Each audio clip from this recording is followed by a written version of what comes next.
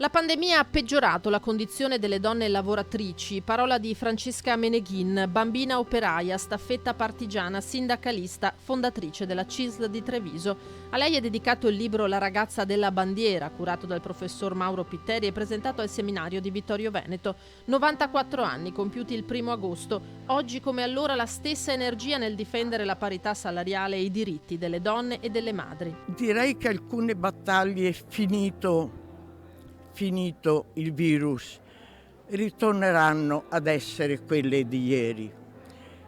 Io sarei per il part-time, ma alla moda francese, cioè ho metà ore di stipendio. Io Stato aggiungo una quota di assegni familiari e allora la donna può pensare sia alla famiglia che alla fabbrica. Bisogna pensare che un figlio non si mantiene con 50 euro.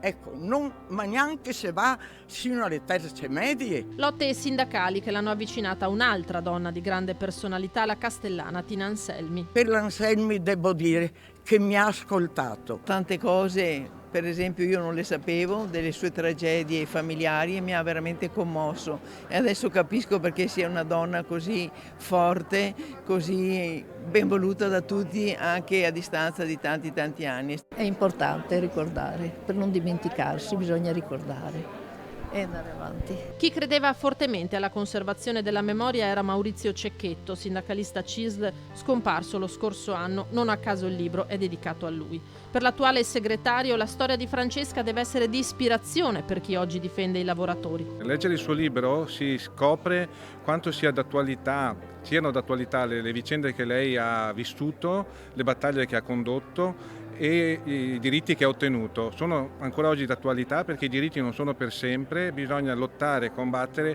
continuamente e costantemente per difenderli.